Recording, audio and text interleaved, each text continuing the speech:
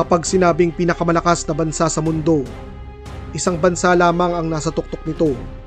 Ito ang Estados Unidos. Ang usaping ito ay hindi lamang paramihan at palakasan ng armas, kundi ng usapang presensya, teknolohiya at kakayahang magsagawa ng digmaan sa anumang sulok ng daigdig. Sa lupa, sa dagat at himpapawid, at pati na rin sa kalawakan, ang USA ang naghahari. Mayabang ba? Baka, pero may dahilan. Sa episode nating ito, ating pag-usapan kung bakit nga ba ang USA ang tinuturing na pinakamalakas na bansa sa kasalukuyan. Unahin natin ang military budget. Ang USA ay may military budget na mahigit 850 billion US dollars. Mas malaki pa kaysa sa pinagsamang gastos ng China, Russia at maraming mga bansang NATO. May military presence ang USA sa bawat kontinente.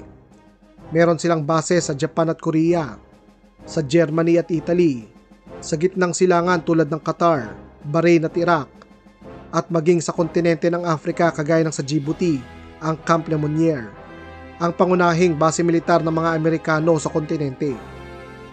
Pati na rin sa mga liblib na isla kagaya ng Guam at Diego Garcia ay mayroon ding presensya ang mga Amerikano. Masasabi natin na sa bawat rehiyon ng daigdig, merong tropa o asset ang mga Amerikanong nakapwesto na laging handang sumalakay o dumipensa anumang oras. Dagdag pa dyan ang kanilang kapangyarihang diplomatiko. Kaya nilang impluwensyahan ang mga bansang kaalyado nila gamit ang military aid, weapons deal, intelligence sharing at joint military exercises. Sa pamamagitan ng foreign military financing, binibigyan nila ng armas at training ang kanilang mga kaalyado kagaya ng Israel, Egypt at Ukraine. Sa Asia Pacific, patuloy ang presensya ng mga Amerikano sa pamamagitan ng balikatan exercises sa Pilipinas, ang RIMPAC exercises sa Pacific Region, at ang kanilang regular na Freedom of Navigation operation sa South China Sea. Kapag gustong iparamdam ng mga Amerikano ang kanilang puwersa, hindi lamang ito sa pamamagitan ng armas, kundi maging sa politika, ekonomiya at kanilang diskarte. Sa himpapawid, ang USA ang naghahari. Hindi lang ito dahil sa marami silang eroplano, kundi dahil na rin sa kalidad, kakayahan at teknolohiya na mayroon sila. Sa dami ng combat-ready aircraft ng Amerika, mula sa stealth fighters hanggang strategic bombers, ang kanilang Air Force ay kayang makipaglaban, magpatrolya at mambomba ng mga precision target kahit sa pinakaliblib na bahagi ng daigdig. Sa dami ng eroplano nila, ang United States ang may pinakamalaking Air Force sa buong mundo na binubuo ng 13,000 military aircraft na operational, kabilang na ang mga fighter jet, bomber, transport plane, tanker at drones. At alam mo ba kung sino ang second largest Air Force? Ito ang US Navy. Oo, tama ka sa narinig mo.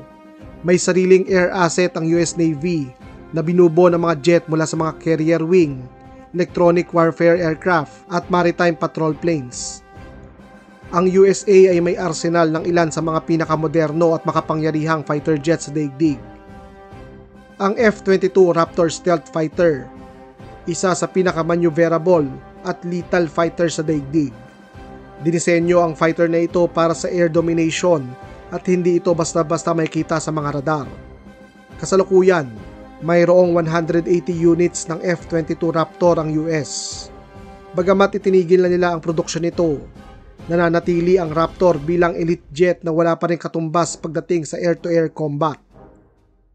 Pagdating naman sa multi-role fighter jet, namamayagpag ang F-35 Lightning II, ang pinaka-advanced at pinakasikat na stealth multi-role fighter jet sa buong mundo. Ginagamit ito hindi lamang ng USA kundi ng kanilang mga kaalyado tulad ng Japan, Israel, UK at Australia. Napaka-versatile nito kung saan pwede itong gamitin sa air-to-air combat, air-to-ground operation strikes at electronic warfare. Meron itong tatlong bersyon. Ang F-35 para sa Air Force, ang F-35B para sa Marines na kayang mag-vertical landing, at ang F-35C para sa Navy na nakadisenyo para sa mga aircraft carrier. Sa kasalukuyan, mahigit 900 ang operational F-35 units ng USA at tuloy-tuloy pa ang kanilang produksyon. Pagdating naman sa strategic bombing, ang USA ay armado ng B-2 Spirit bomber na itinuturing na multo sa radar. Kayang-kaya nitong lumipad ng libo-libong kilometro mula sa base nito at maglaglag ng precision-guided bombs habang invisible sa mga kalaban. Pero hindi lamang basta-bastang bomba ang dala nito. Ang B-2 ay may kakayahang magdala ng B-61 at B-83 nuclear bomb at maaaring armasan ng air-launched cruise missile na may nuclear warhead. Sa kasalukuyan, mayroong humigit kumulang 20 operational unit ng B-2 ang Amerika na kanilang ginagamit sa mga pinakamahalaga at high-risk mission. Kasama rin sa strategic arsenal ng Amerika ang B-1B Lancer, kilala bilang Bone Bomber. Isa itong supersonic heavy bomber na kayang magdala ng malalaking payloads ng precision-guided at conventional bombs. Sa ngayon, may humigit kumulang 60 B-1B units na aktibo na ginagamit sa mga rapid strike mission kung saan kinakailangan ang firepower at bilis. At syempre, hindi mawawala ang legendary B-52 Stratofortress, ang icon ng US Air Force mula pa noong Cold War. Bagamat mahigit 60 years old na ang disenyo nito, tuloy pa rin ang operasyon ng higit 70 na mga B-52. Ang B-52 ay kayang magdala ng nuclear at conventional weapon at meron itong range na kayang ikutin ng halos buong mundo. Bukod sa mga stealth bombers at multi-role fighters, may iba pang specialized attack craft ang USA tulad ng A-10 Thunderbolt Warthog, isang low-flying, heavily armored attack plane na kilala bilang tank killer gamit ang iconic nitong GAU-8 Avenger cannon. Mayroong 280 na mga operational unit ng A-10s ang US Air Force na patuloy nilang ginagamit sa kabila ng pagiging matandang disenyo nito. Mayroon ding F-15E Strike Eagle, isang 2-seater long-range multi-role strike fighter na ginagamit para sa mga deep strike mission. Sa kasalukuyan, meron silang 200 units sa mga lumang eroplanong ito. Dagdag sa F-15, meron din silang FA-18 Hornet at Super Hornet na ginagamit ng Navy at Marines na siyang backbone ng kanilang naval aviation. Ang mga ito ay versatile, carrier-capable jets na ginagamit sa air-to-air combat at air-to-ground attacks. May higit 500 units ang Super Hornet na active na siyang literal na backbone ng air power ng US Navy. Ang mga F-15 at mga Super Hornet ay ginagamit pa rin ng US military sa kabila ng kanilang katandaan ay dahil hindi lahat ng misyon ay nangangailangan ng stealth technology. Sa maraming kaso, mas mahalaga ang kakayahan nilang magdala ng mas maraming armas, tumagal sa himpapawid, at magbigay ng matinding suporta sa ground forces. Mas cost-effective din gamitin ang mga ito sa mga low to medium threat environment kung saan hindi kinakailangan ang mahal at classified stealth capabilities. Sa madaling sabi, ang F-15 at ang mga Super Hornet ay praktikal, subok na at deadly pa rin kahit luma na sila. Bukod sa mga offensive aircraft na ito, meron ding libo-libong cargo planes at drones ang US military. Sa kasalukuyan, tinatayang mayroong humigit kumulang 5,000 na mga transport plane ng US military na kabilang sa kanilang logistic fleet. Ang C-130 Hercules ay ginagamit para sa mga short-range tactical supply mission kung saan mayroon silang humigit kumulang 400 units. Ang kanilang C-130 fleet ay aktibo at ginagamit sa halos lahat ng US military operation mula sa mga disaster relief hanggang sa mga frontline resupply mission. Ang mas malaking C-17 Globemaster III naman ay mayroong 220 units kung saan kaya nitong maglipat ng mga tangke, troop formation at equipment sa loob lamang ng ilang oras kahit sa pinakamalalayong base militar. May payload capacity ito na 77 tons kung saan kaya nitong magdala ng isang M1 Abrams tank o 4 na armored vehicle ng sabay-sabay.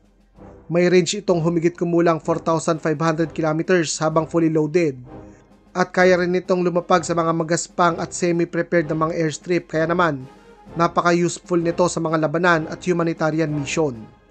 Mayroon din silang humigit kumulang 500 units ng KC-135 Stratotanker at ang mas modernong KC-46 Pegasus kung saan nagbibigay ang mga ito ng kakayahang mag-refuel sa mga jet habang nasa ere. Ang mga refuel airplane na ito ang nagbibigay sa US Air Force ng halos walang kapantay na endurance at flexibility sa ere. Kung nanaisin ng US Air Force na lumipad sa kabilang bahagi ng daigdig, kayang-kaya nila anytime, anywhere nang walang hinto. Ito na ang tinatawag nating global reach to air power logistics. Pagdating sa dagat, wala ring tatalo sa US Navy.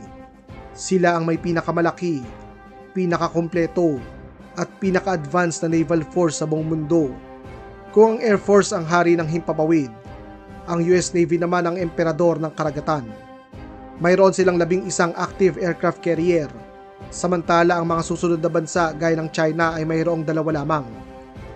Ang bawat US carrier ay literal na floating military base na may habang 330 meters, may bilis na 37 kilometers per hour, at may kakayahang mag-operate ng halos 100 araw nang hindi bumabalik sa puerto.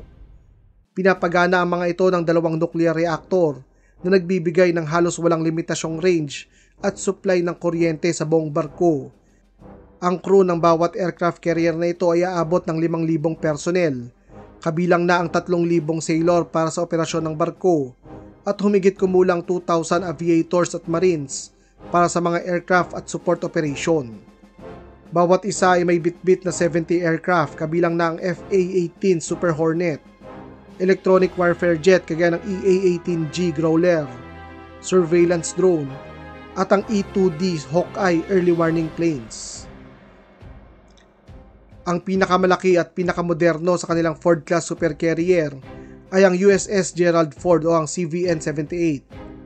Kasalukuyan itong nakadeploy sa Atlantic at Mediterranean region bilang bahagi ng NATO Maritime Readiness.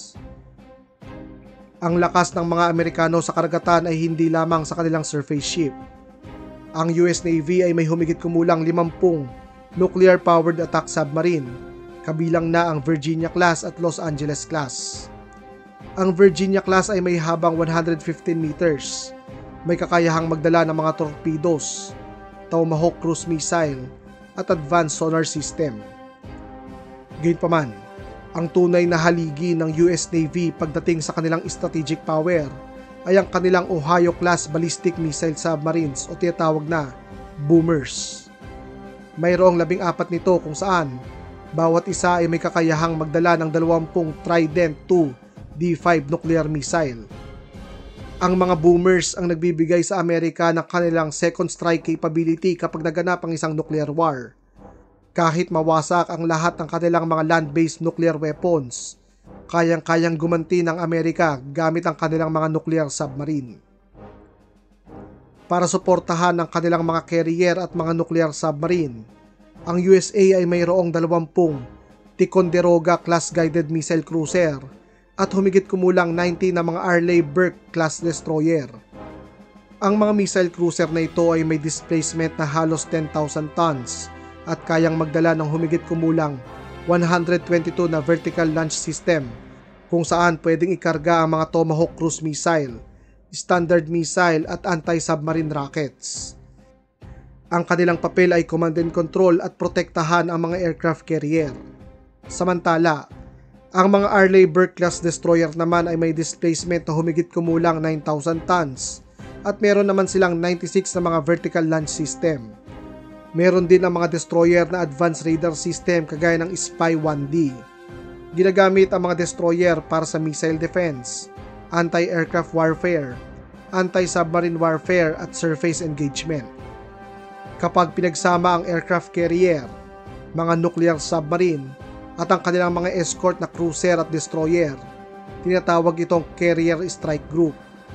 Karaniwan itong binubuo ng isang carrier, 2 hanggang 4 na guided missile destroyer, isang cruiser, isang nuclear attack submarine, at 2 hanggang 3 supply ship. Dagdag pa rito ang kanilang 70 aircraft na binubuo ng mga fighter jet, mga surveillance at electronic warfare planes. Sa kasalukuyan, ang USS Ronald Reagan Carrier Strike Group o ang CSG-5 ang nakadeploy sa Indo-Pacific region kung saan ang Japan ang nagsisilbi nitong home port. Isa ito sa pinakamahalagang strike group na malapit sa Pilipinas na regular na nagsasagawa ng mga patrol at joint exercises sa West Philippine Sea bilang tugon sa regional tension kagaya ng agawan dito. Ang US Army ang pinakamalaki at pinakakomprehensibong sangay ng US military. Mayroon itong humigit kumulang 450,000 na mga sundalo na handang mag-deploy sa anumang bahagi ng daigdig. Bukod pa rito ang humigit kumulang 190,000 na reserve forces na maaaring tawagin sa panahon ng digmaan. Ang mga reservist na ito ay bahagi ng Army Reserve at ng Army National Guard na regular na sumasailalim sa training upang manatiling handa sa anumang deployment.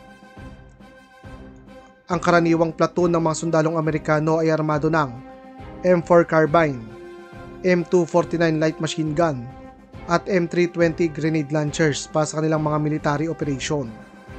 Sa anti-armor at anti-air mission naman, gumagamit sila ng Javelin missile at Stinger manpads. Mayroon din silang access sa night vision goggles, combat drones at modular body armor system.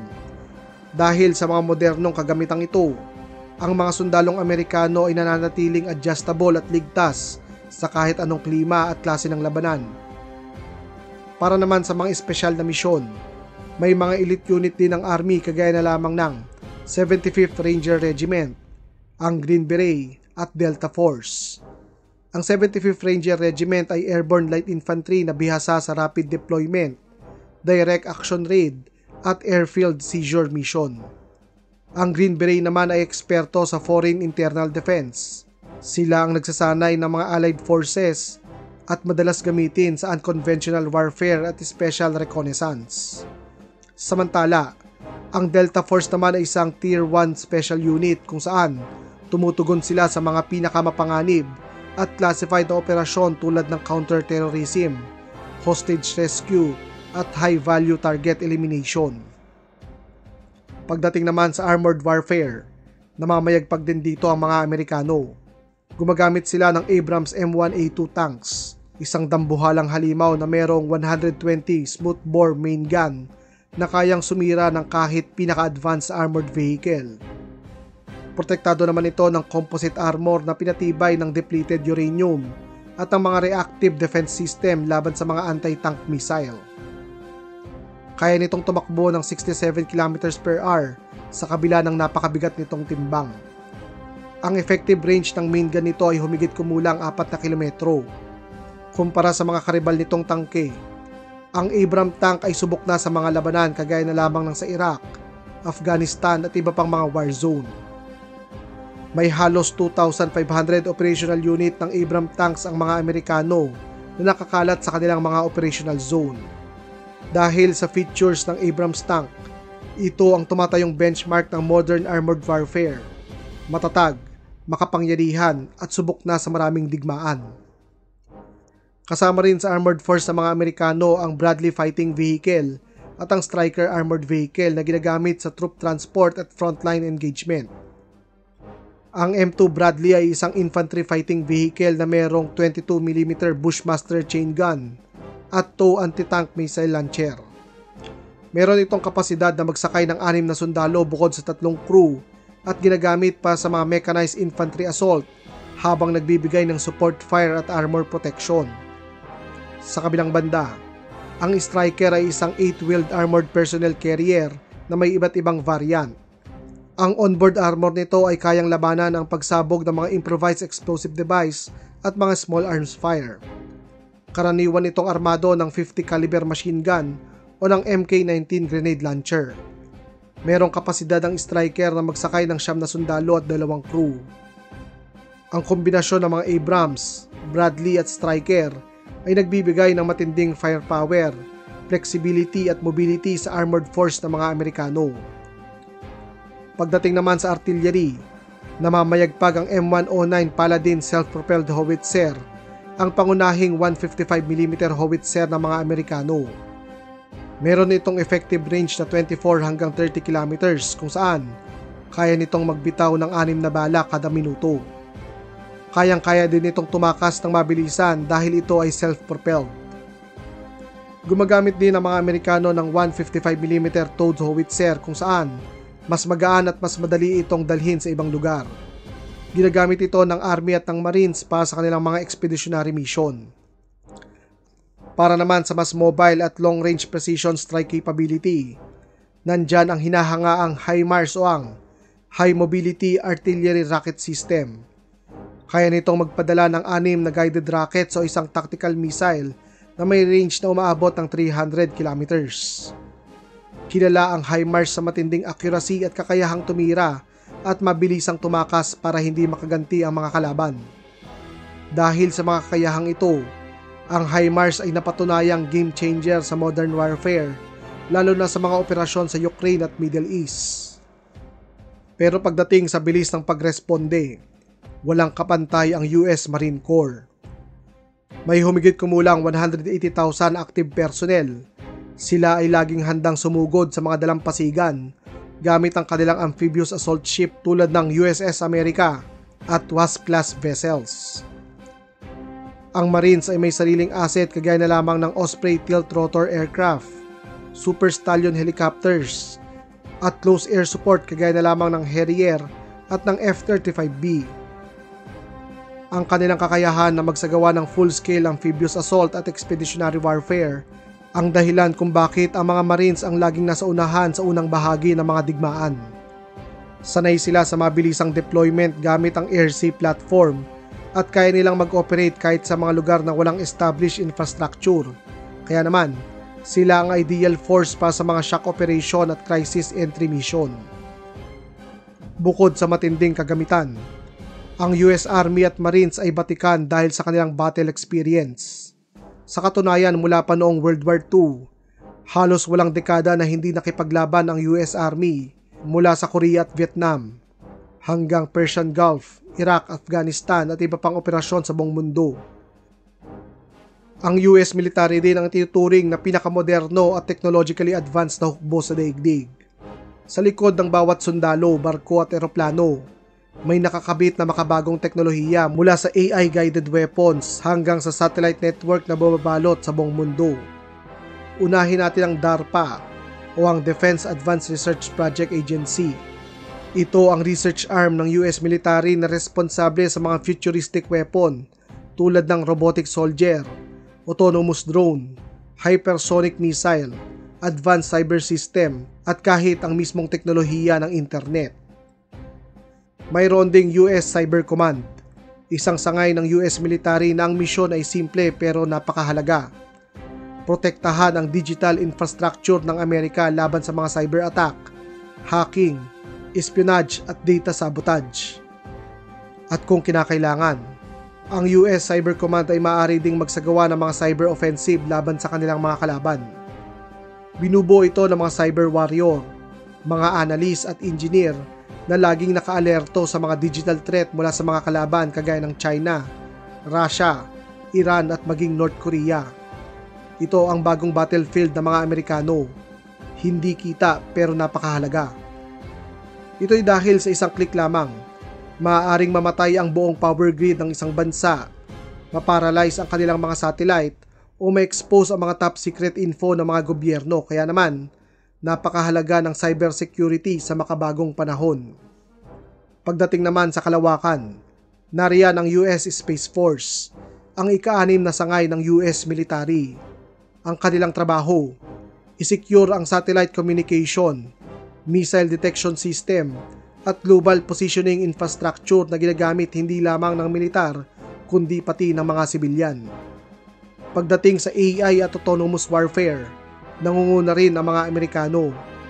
Mula sa drone swarm simulation hanggang AI-assisted targeting system, sinisigurado ng US military na mas mabilis, mas matalino, at mas deadly ang kilos ng kanilang mga unit. Sa larangan ng drone warfare, ang USA ay gumagamit ng MQ-9 Reaper, isang unmanned aerial vehicle na may kakayahang mag-surveillance at tumatake mula sa libu-libong talampakan sa ere. Meron itong operational range na higit 1,800 kilometers, kayang manatili sa ere ng higit 27 hours at magdala ng iba't ibang armas kagaya ng Hellfire missile. Ginamit ito ng mga Amerikano sa kanilang mga counter-terror operation sa Middle East, Africa at South Asia. Bukod sa Reaper, gumagamit din ang mga Amerikano ng Global Hawk, isang drone para sa high altitude long endurance reconnaissance, at ang Switchblade loitering munitions na ginagamit para sa mga ground troops. Ang Switchblade ay isang maliit na kamikaze drone na maaaring paliparin mula sa backpack. Ang mga nabanggit na ito ay bahagi ng drone ecosystem ng US military na nagsisilbing kanilang mga mata at tenga at kung kinakailangan bilang kamao para sa kanilang mga kalaban. Sa kabila ng lahat ng nabanggit, ang tunay na lakas ng US military ay hindi lamang sa dami ng kanilang armas o kanilang modernong teknolohiya. Ang pinakamahalagang sandata ng USA na nagpanalo sa kanila sa dalawang World War ay ang kanilang kakayahang suportahan at panatilihin ang kanilang puwersang lumalaban saan mang bahagi ng daigdig. Ito ang kanilang logistics. Ang US military ay may tinatayang humigit kumulang 5,000 transport plane na kinabibilangan ng C-130 at C-17 Globemaster. Sa kalupaan, ang US Army at Marines ay may libo-libong mga truck, mobile fuel units at field support system na ginagamit para maghatid ng pagkain, bala, medical supply at gasolina mula sa base hanggang frontline. Hindi rin mawawala ang kanilang Military Sealift Command na binubuo ng daan-daang mga cargo at supply ship na kayang magdala ng napakaraming mga sundalo at kagamitan nila sa karagatan. Ang tunay na lakas ng US logistics ay hindi lamang sa bilang ng kanilang mga barko at eroplano. Ito ay nakaugat sa malawak na manufacturing capacity ng Estados Unidos. Sa oras ng krisis, kaya nilang mag-ship mula sa paggawa ng kotse tungo sa paggawa ng mga tangke, mula sa factory ng mga washing machine tungo sa paggawa ng mga artillery shells. Ang pinakamalagim na kapangyarihan na mayroon ng US military ay ang kanilang nuclear force na kayang wakasan ang buhay sa daigdig. Ang USA ang may pinakamoderno at isa sa pinakamalaking nuclear stockpile sa buong mundo na humigit kumulang 5,000 nuclear warheads, kasama na ang strategic at tactical weapons. Hindi lang ito basta nakaimbak. Ang deployment nito ay nakaayos sa tinatawag na nuclear triad, isang doktrinang may tatlong sangay ng delivery system, mula sa himpapawid, sa lupa, at sa ilalim ng dagat. Layunin nito na tiyaking kahit pa matamaan o man-neutralize ang isa, may dalawa pang platform na makakaganti. Ito ang pundasyon ng US Nuclear Deterrence Strategy. Ang unang sangay nito, ICBM o Intercontinental Ballistic Missile kagaya na lamang ng LGM-30 Minuteman na may range na 13,000 km at kayang lumipad ng higit 24,000 km per hour. Naka-standby ang mga missile na ito sa 400 underground silo na matatagpuan sa mga state kagaya ng Montana, North Dakota at Wyoming sa mga lokasyong piniling mabuti.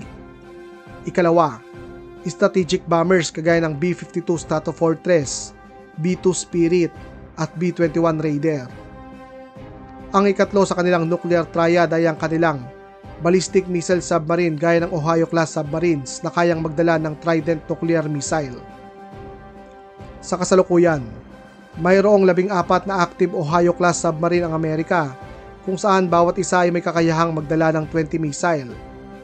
Bawat isa sa 20 missile na ito ay pupwedeng tumarget ng napakaraming lungsod dahil nagdadala ito ng multiple independently targetable warhead.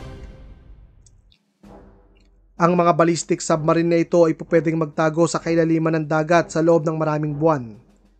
Ang mga ballistic submarine na ito ang pinakamahirap i-target, pinakasurvivable, at pinakadelikadong armas na meron sa nuclear triad ng mga Amerikano. Gamit ang nuclear triad na ito, walang sino mang bansa ang gustong umatake sa Amerika gamit ang kanilang nuclear weapon. Ito'y dahil kahit masira mo ang isa rito, siguradong may dalawa pang magpaparusa sa kanilang mga kalaban. Astig ba o arogante? Depende kung paano mo titingnan. Pero isang bagay lamang ang malinaw. Hindi biro ang kapangyarihan ng militar ng Estados Unidos. Mula himpapawid hanggang kalawakan, mula dagat hanggang disyerto, may tropa, may armas, at may teknolohiyang kayang umabot sa angmang sulok ng daigdig. Ang Amerika ay kakampi ng marami at kinatatakutan ng ilan. Sa mundong puno ng tensyon at pagbabago, ang tanong, gusto mo ba silang kasama o kalaban? Naway marami kayong natutuhan sa video nating ito. Kung nais ninyo manood pa ng mga military contents kagaya nito, nais kong i-recommenda sa inyo ang ating video tungkol sa gaano nga ba kalakas ang Armed Forces of the Philippines. Muli, ako si Sir Ian at sama-sama nating aralin, pahalagahan ang kasaysayan.